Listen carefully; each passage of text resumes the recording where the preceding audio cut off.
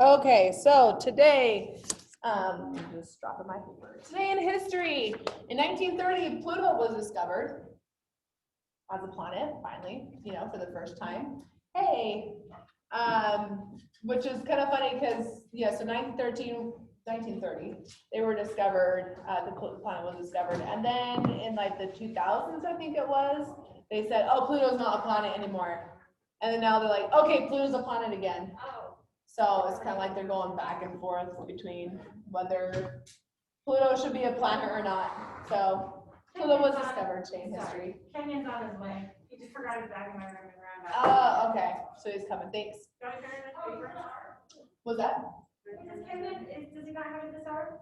No. No, not Kenyon. He does not have this class. He goes somewhere else. He goes there. I'm sorry. I just assumed they all came here. Right. Oh, just take the basket right there. I didn't get one of them. If you miss one, it won't be too big of a deal.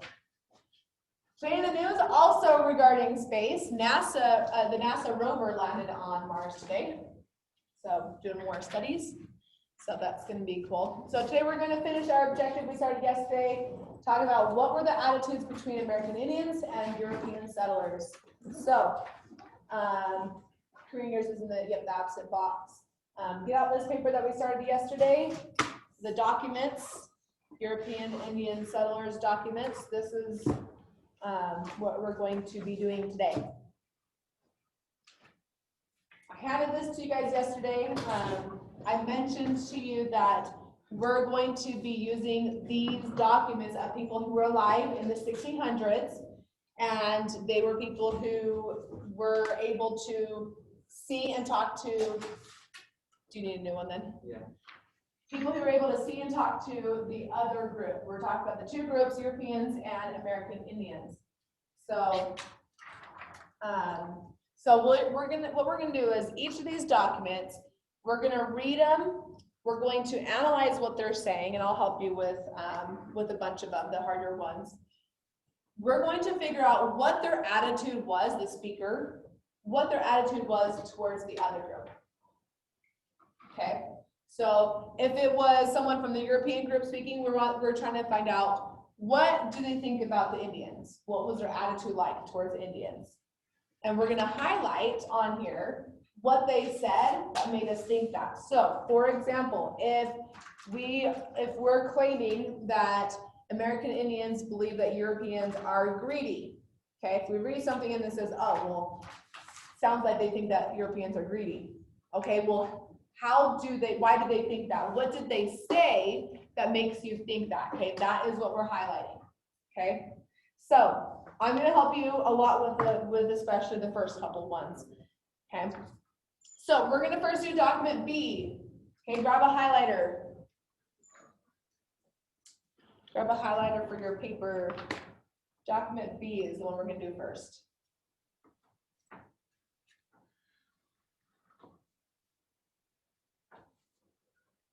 So document B is John Rolfe. He is speaking in a letter to Sir Thomas Dale, and he's talking about why he wants to marry Pocahontas.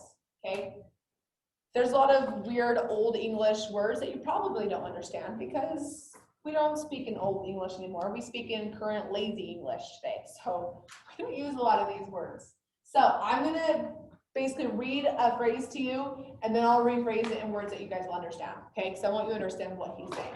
So, go ahead and follow along. Let therefore this my well-advised protestation condemn me herein, if my chiefest intent and purpose be not to strive with all my power of body and mind, in the undertaking of so mighty a matter, no way led, so far forth as man's weakness may permit, with the unbridled desire of carnal affection. Okay, what this first section is basically saying is, I'm protesting. If you're protesting, do you like what's happening or do you not like what's happening? You don't know.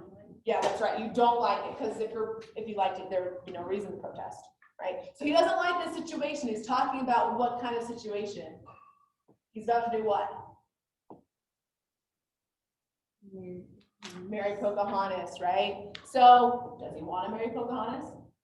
No, we're gonna find his reasons why he's gonna marry Pocahontas if he doesn't really want to marry her. So the first section, he says, I'm protesting, you can blame me, but I'm not marrying her because I love her body and I wanna, explore my passion with her. He talks about carnal affection, making love kind of things. He's like, I don't love her. I don't wanna, make babies with her and have a family. I don't really want that with her. That's not my reason for marrying her. Okay, so the basic reason why we would marry someone today, that is not his reason. Okay? So he doesn't want to marry her, but he's going to. This is just the reason why this is not a reason why he's marrying her. Okay, now he's about to talk about the reasons why he's deciding to marry her, because he doesn't want to, but he's going to for these reasons. So I'll continue here. But for the good of this plantation, for the honor of our country, for the glory of God, for my own salvation, and for the converting to the true knowledge of God in Jesus Christ, an unbelieving creature, namely Pocahontas. So these are his reasons for marrying her.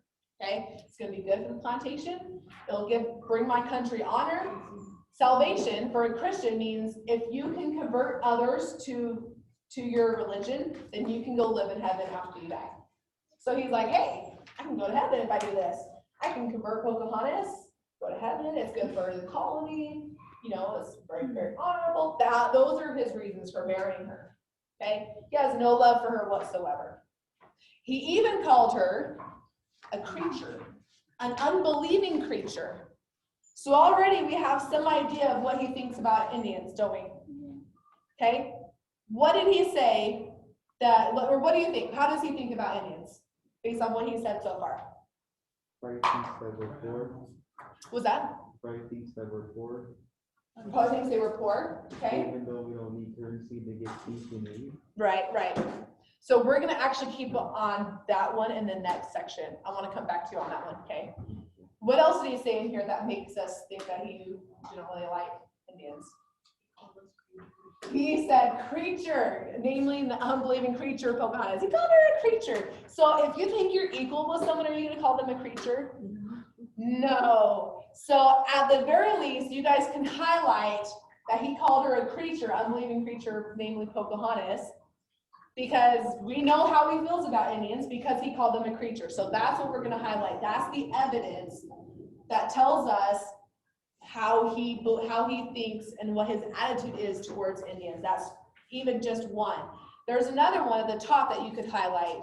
He's talking about this is his protestation, right? And you can condemn me. He's talking about something he doesn't want to do because he's protesting and people could condemn him for this, right?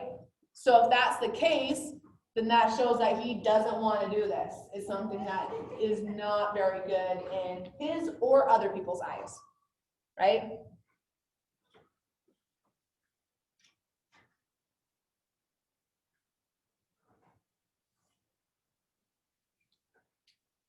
Okay, let's go to the middle section here.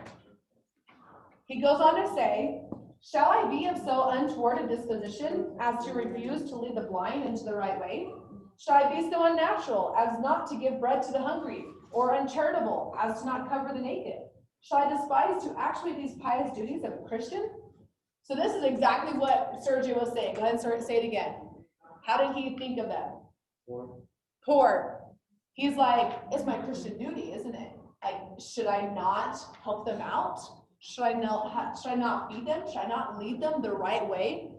He's Christians, their charitable ways that they're talking about is, helping those who are less fortunate. How does he view Indians based on this? Being less fortunate. Yeah, they're less fortunate. So that's his attitude. So what did he say? Highlight what he said in that middle section that makes you think that he viewed them as less fortunate. That was his attitude. What makes you say that?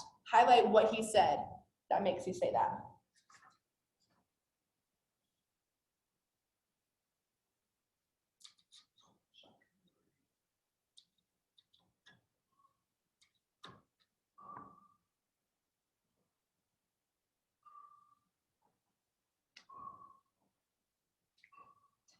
Now that last section, he goes on to say, now if the vulgar sort, who square all men's actions by the base rule of their own filthiness, shall tax or taunt me in this my godly labor. Oh, shoot, I forgot the second half of the second section. Rewind. Okay, then he says, shall the base fears of displeasing the world overpower and withhold me from revealing unto man these spiritual works of the Lord, which in my meditations and prayers I have daily made known unto him? God forbid. This section he's saying, you know, the world doesn't like this. They're displeased. People don't like this.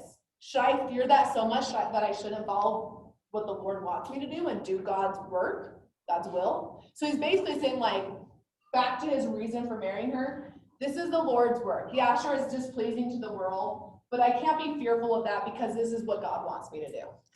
Okay, so this is more so just telling us again why he's marrying Pocahontas, not so much of his attitude towards Indians. So again, back to the bottom one now. I'll rephrase that again.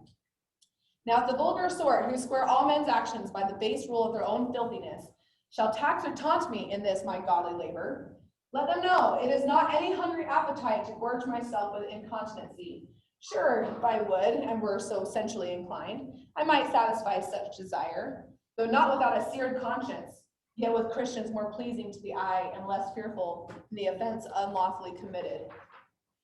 So in this one, he's like, those who say that men only want to marry so that they can, you know, have secret alone special time with their wives, and, you know, carnal affection, desire, sensual, talking about sex, right? So he's like, those who say that men only want that, that's not what I want. Then he goes, sure, you know, I might, you know, if I wanted to and desired, yeah, we might go have personal time. But if we do it, my conscience is seared because I don't like it, because Christians are more pleasing. They're better. It's not so bad. It's not so much of a crime to marry a Christian as it is to marry an Indian and do the deed with an Indian. This is what he's saying. So what did he say? Did he think very highly of Indians based off this last one? Not really. What did he say in there that makes you think that? So highlight the section in there. He mentioned Christians are more pleasing to the eye. That's one thing that he thinks, right? He thinks that Christians are better. What was that? Look less threatening. Right? They look less threatening. They look better. It's more pleasing to everybody if it's a Christian that he's wedded to. He also mentions it's less fearful in the offense unlawfully committed, meaning that it's less of a crime. So like it's bad to marry an Indian, you know, is kind of what he's thinking there. So that gives you some ideas of some things you can highlight. We're starting to get a picture of how John Rolfe really thinks of Indians. Based on this, I really feel bad for Pocahontas that she has to be married to such a man.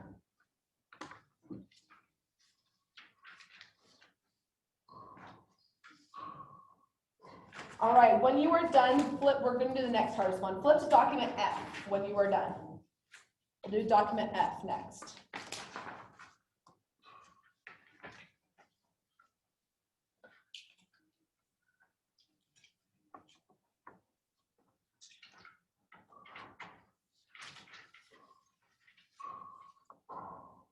All right, so document F. This is Edward Randolph. He is reporting about King Philip's War. King Philip's War was the war that we heard about and saw in the movie. Okay, that was King Philip's War, right? So he is basically going to be reporting the different causes of the war that he has heard. We're not going to investigate which is the real cause, if the real cause was what was mentioned specifically in the video or what's here. These are just reports on possible causes of the war, okay? But again, we're not focused on what's causing the war. We're focused on how he views Indians, okay? That's what we're focused on, the attitude that he has towards Indians. One note, at the bottom at the end of the first line, you'll see in bracket SIC, sick, basically. What that means is there's an error in the spelling. So when you see that, that's what that means. Because there's a couple of them in here. Okay, so follow along, I'll read it to you. Various are the reports and conjectures of the causes of the present Indian War.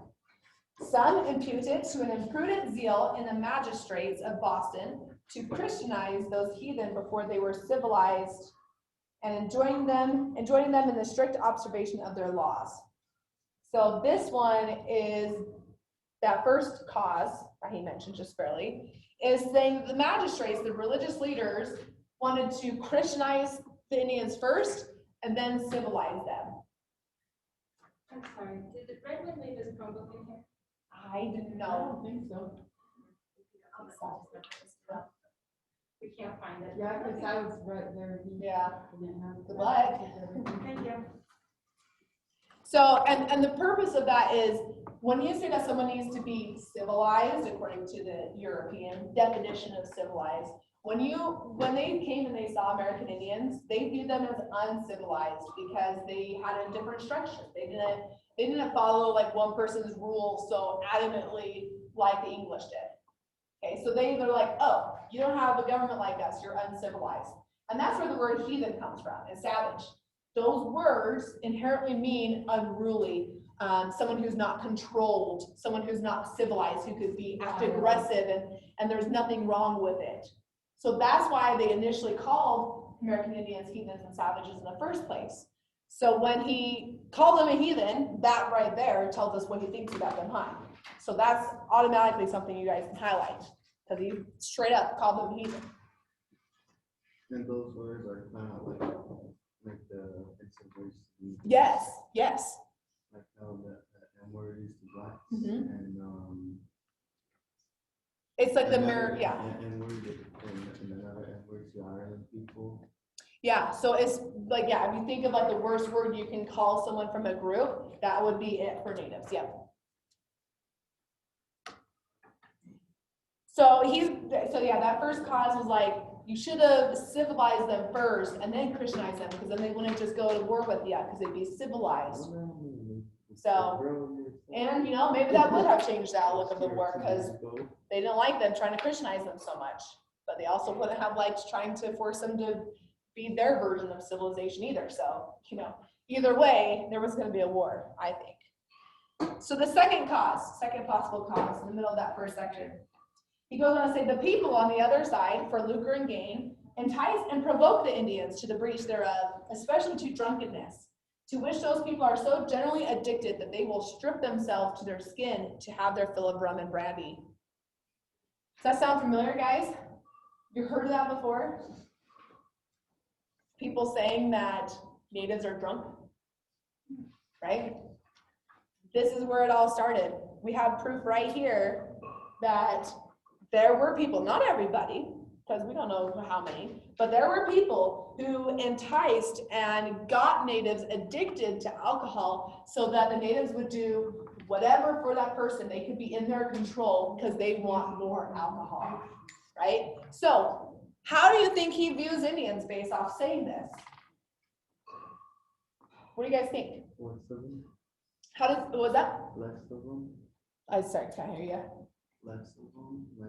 Less Yeah, he of them. definitely does think less of them, right? They're not as good. They're drunk. They'll do anything to get alcohol, right? So he thinks less of them because he said that, what I just mentioned again. So make sure you highlight what he says that makes you think, oh, he thinks less. F.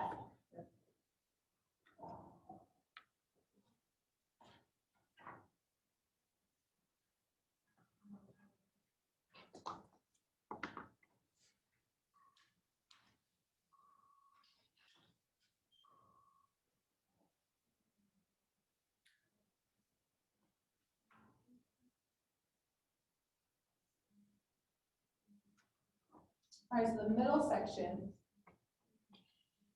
he's saying, some believe there have been vagrant and Jesuitical priests who have made it their business for some years past to go from sachem to sachem to exasperate the Indians against the English and to bring them into a confederacy that they were promised supplies from France and other parts to extirpate the English nation out of the continent of America.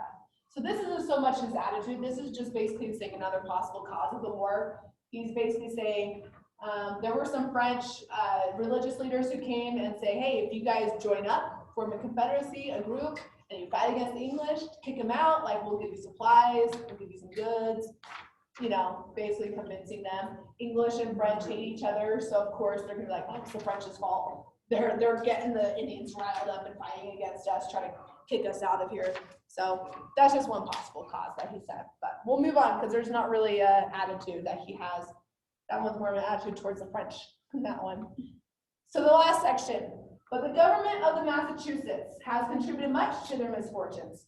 For they first taught the Indians the use of arms and admitted them to be present at all their musters and trainings and showed them how to handle, mend, and fix their muskets, and have been furnished with all sorts of arms by permission of the government. So they're saying, what do you think? Who's the blame on? Massachusetts government, right? So he's saying the blame is on the government because they're the ones who gave the guns to them in the first place and showed them how to use it, how to fix it. They trained them to use it. There is a possible, I'm not sure about it, but I think kind of when I read this, I feel like he feels the relationship between Englishmen and Indians are similar to a parent-child. Like if you give a child a PlayStation or an Xbox and they end up staying up all night and going cranky because they're playing games too much, and you guys probably have a sibling or a friend who probably, you know, doesn't do very good things or isn't very good when they're doing that, you know. So they would basically blame the parent. Well, you're the one who gave them the Xbox or the PlayStation. Like you shouldn't have given it to them, you know. It's your own fault. So I kind of feel like they're saying that it's the same type of relationship. Like, oh, Englishmen, you're the ones who gave it to them. It's your fault that they did something with it, as if the Indians didn't have their own say, you know, in their own actions. Like, oh no, it's your fault because you gave it to them. Like a child, of course, like the parent has to parent the child, right? So it would be the parent's fault for not regulating, you know, their child playing video games. So they're basically saying that like, oh, it's not the Indians' fault because they're like a child, you know, it's the English fault because they're in charge and they should, you know, monitor, and it's their fault for giving it to them in the first place. I kind of feel like he feels like there's that relationship, you know, between the Europeans and the Indians. So go in this last section, highlight. That Indians are probably less intelligent, know what's wrong and right. Right, yeah, they don't know. We gave it to them, so you know, how are we not surprised? How are we surprised that they used it against us? So highlight in that last section what tells you about their attitude from the Europeans to the Indians. What do they think of the Indians? Highlight something in there that you would use as evidence of their attitude.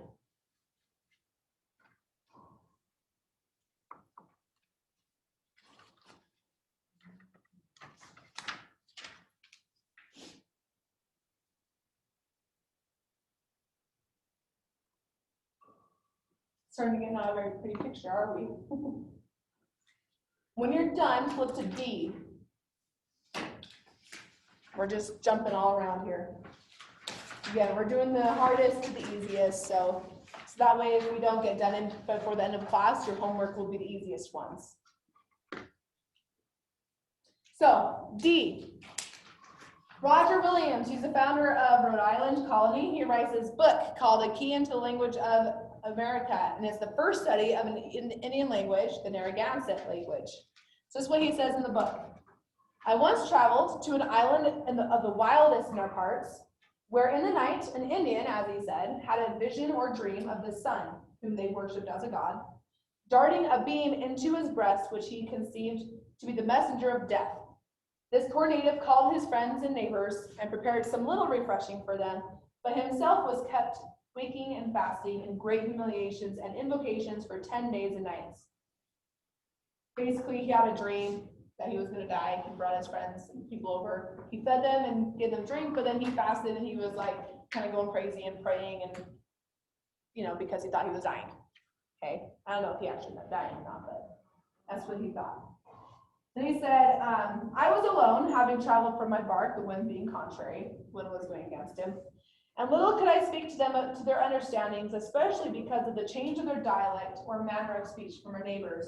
Yet so much, through the help of God, I did speak of the true and living only wise God, of the creation of man and his fall from God, etc., that at parting many burst forth, oh, when will you come again to bring us some more news of this God? So he starts talking to them about his religion, his God, and then he says at the end, like he's about to leave, and they're like, when are you going to come again? When are you gonna teach us more about your God? So right here, he's kind of showing like he feels like they're, willing to accept, right? That they're interested.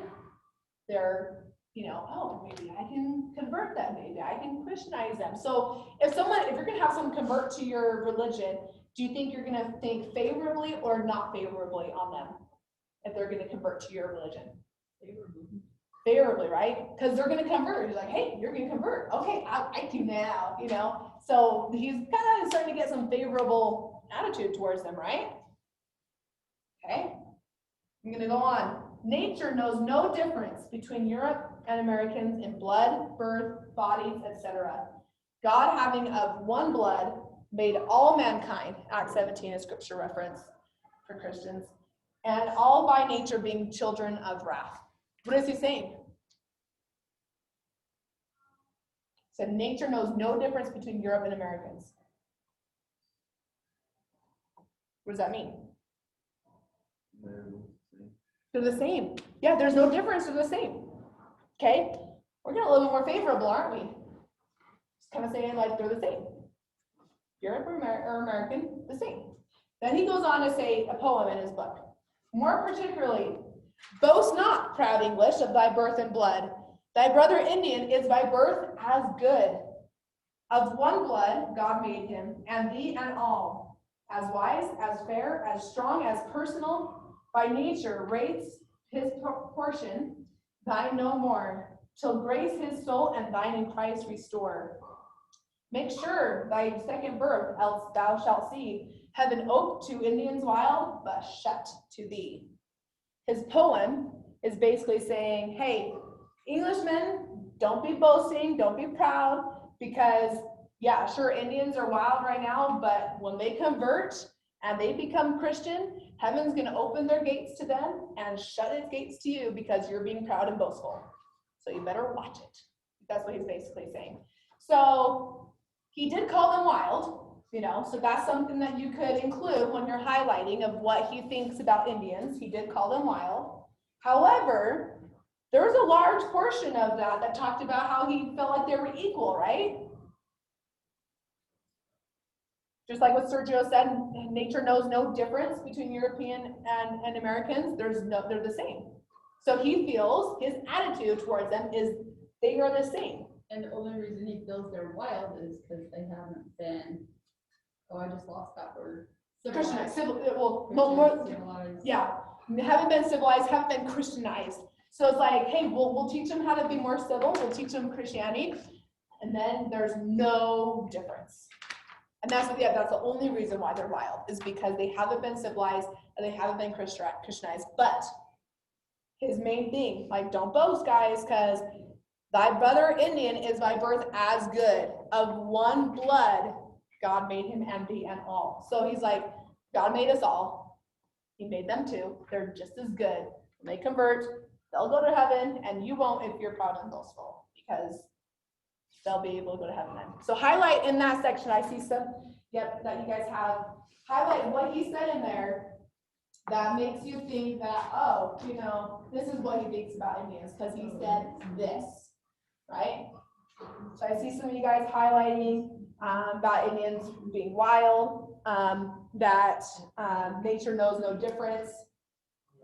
When he talked about that they said that, oh, when will you come again and bring us more news of this God, that they're, interested and want to have, he's favorable because they want to be Christianized, or at least want to know more, so he's more favorable to them. So he's got more of a favorable view, right? And flip it over to E when you're done.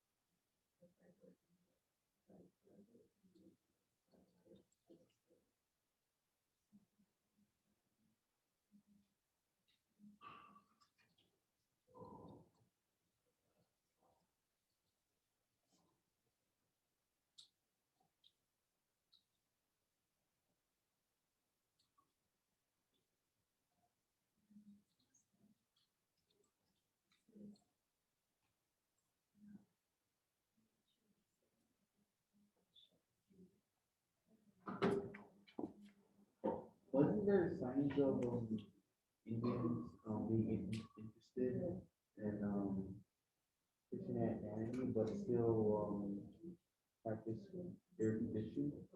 Yeah. I mean, there was all sorts of levels of how much of Christianity Indians adopted and converted to. There was many who's like kind of like they're doing both, you know. There are some who went all in to Christianity and completely rejected things from their past life. There's some who were like mostly all in. They looked English. They spoke. You know, they read the scriptures. They attended all the churches for the Christian church, but yet they still held some traditional things sacred. And I think most of the people who converted to Christianity still did hold a lot of those sacred things, their traditional things sacred. But there were some that's like, you know, I don't know. There's a lot of, you know, different levels of how much of Christianity people adopted. And there's people who adopted it only because they thought this is the only way I'm going to be safe and they'll accept me. I don't really care about Christianity, but I'll do it if it means I'll be safe. You know, those praying towns that the movie talked about. Some people really did, you know, wanted to go all in, but some people just went for the safety. All right, document E. Document E, this is a Dutch missionary, so trying to convert people. John Megapolensis talking about the Mohawk people. So in 1643, Dutch minister John Megapolensis became the town's first pastor at Fort Orange near Albany. As pastor, he was not allowed to farm or trade, but received support from the town, meaning money, because he couldn't have a job, but he received money so that he could, you know, help the people out with religion things, while diligently performing his duties, which included teaching the Indians about Christ. So this is what he said about the Mohawk people. The women are obliged to prepare the land, to mow, to plant, and do everything. The men do nothing except hunting, fishing, and going to war against their enemies. They treat their enemies with great cruelty in time of war, for they first bite off the nails of the fingers of their captives and cut off some joints, and sometimes the whole of the fingers. After that, the captives are obliged to sing and dance before them, and finally they roast them before a slow fire for some days and eat them. Though they are very cruel to their enemies, they are very friendly to us. We are under no apprehensions from them, which means they're not scared that they're going to do that to them, because they're friendly. So already there's something that you could go and highlight. What do you think he feels about towards the Indians? They're cannibals. They're cannibals. They're crazy. They're violent. They're cruel, right? What did he say in there that makes you think that? That's where you're gonna highlight. What in there makes you think that he thinks that they're violent, cruel, and cannibals?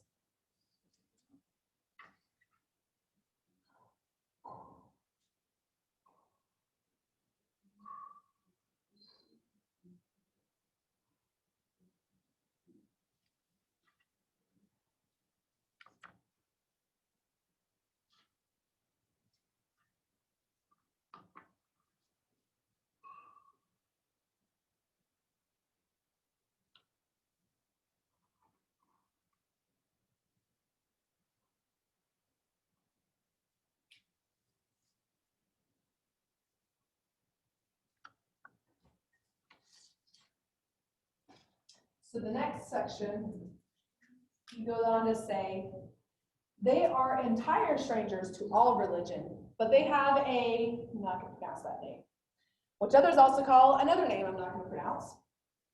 Basically, a genius which they put in the place of God. But they do not worship or present offerings to him. They worship and present offerings to the devil, whom they call Otsgon, or word I can't pronounce. They have otherwise no religion. When we pray, they laugh at us. Some of them despise it entirely And some, when we tell them what we do when we pray, stand astonished, which means shocked.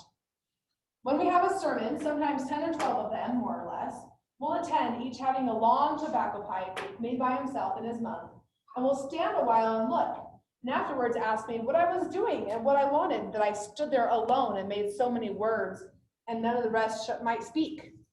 They were used, the Mohawk people were used to like having discussions when they would talk about important things, so it was weird for them to have one person just stand and just talk, and nobody else will talk. So it was weird. They're like, why are you doing that? Why isn't everybody else talking? Like, why is it just you? You know, they didn't understand, like, that's not how they discussed, you know, and how they talked about things. So it was weird to them. I tell them, I admonished or told the Christians that they should do something. I admonished the Christians that they must not steal, get drunk, or commit murder, and that they too ought not to do these things, and that I intend after a while to preach to them. They say, I do well in teaching the Christians, but immediately add something, something, something. That is, why do so many Christians do these things? They call us Assyriani, that is cloth makers, or Kurastuni, that is iron workers, because our people first brought iron and cloth among them. So in that last section, he's like, well, they worship the devil, they present offerings to them, they don't really have a religion, they believe in a genius, but they don't really do anything for him to like worship him. And they're like, they think us praying is weird, they think our sermons are weird, but then he says, they do say that I teach well in saying that you shouldn't steal or commit murder. Like, they're like, oh, that's good that you're teaching them that. You know, so he probably thinks they have some sort of morals, right? Because they're like, oh, it's good that you teach people not to steal or get drunk or commit murders. And he also said in the first paragraph, he said that they were friendly towards them. So, I mean, if they were cool to everybody, then that would be, you know, lack of morals, right? But if they're friendly to people that are not their enemies, then at least, again, they have some morals, right? So, think to yourself, how does he view Indians? Does he view them as very cruel all the time, cruel sometimes? Does he view them as having some morals? Does he view them as they don't believe in a God? You know, what does he think about them? What is his attitude like towards them? And how do you know that? What did he say that tells you that? That's what you're highlighting. What do you think?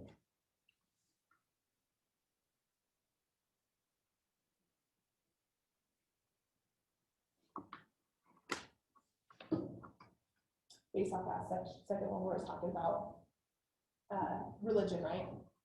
What does he think about them? Does he feel like they are religious, not very religious? Does he feel like they have morals or no morals? Does he think that they're good, they're bad, or only a little good, or only a little bad? What does he think about them?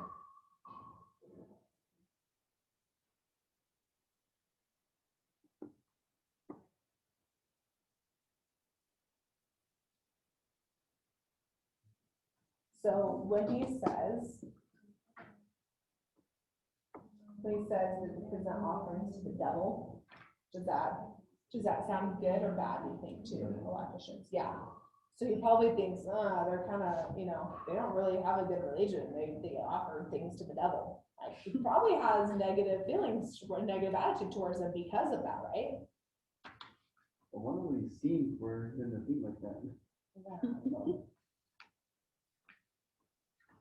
Be nice to, you know, go back in history and you'll like watch and like for just be like, oh, so what's really going on rather than what you just told people, and yeah, let's split the truth. Then he also, like towards the bottom, when he's like, I tell them that they must not steal or get drunk, commit murder, and they should also not do these things. And then they said, they say I do well in teaching the Christians. Like, you do that good. So do you think that he thinks that they're at least a little bad or at least a little good? What do you think based off what he just said?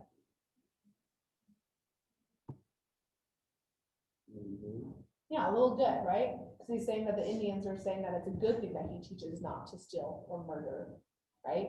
So we would highlight that part where it says they do well in teaching the Christians, because like, oh, okay, well, they're at least a little good, right? They at least have some morals, and I know that, and then he thinks that because he said that.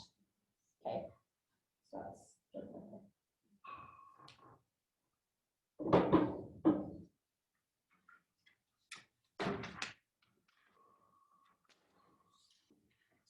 Okay, the next one that we're gonna do is G. This one might be our last one that we do in class. Your homework will be the rest. G is on that last page. G is not a written one, okay? So for the picture ones, because there's this one and another picture type one, you're not gonna highlight something, you're instead going to write underneath what their attitudes were based off of that picture. Okay, so looking at document G, this is the brass plaque. The Massachusetts Bay colonists gave it to the chiefs of the tribes who helped them and were on their side in King Philip's War. So it's kind of like a thank you. So you can see the picture on the front of the plaque. On the back of the plaque, it says this: at a council held at Charleston, June the 20th, 1676, in the present war with the heathen natives of this land, they giving us peace and mercy at their hands. And this has the name at the bottom. So this plaque is saying, hey, you helped us fight against the heathen natives. You gave us mercy and peace. So what does that tell you about how they viewed the Indians? That's what I want you to write down underneath. What does this plaque and what was said on this plaque, what does that tell you about how they viewed the Indians? You're gonna write that down. Keep in mind that he said, in the present war with the heathen natives, and then they said, you know, you gave us peace and mercy at your hands. That's why they're giving them that gift. So what do they think about Indians based off of this? That's what I want you to write down.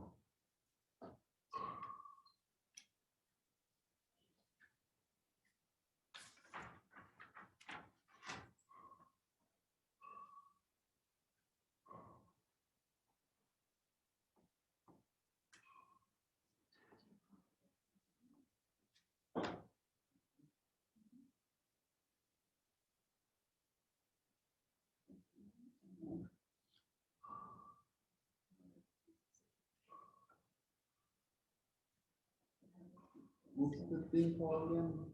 A brass what? Plaque. Huh? Yeah, it's spelled up at the top of it. It's kind of good and bad, right? It's like, hey, you helped us get peace, but we still think natives are heathens.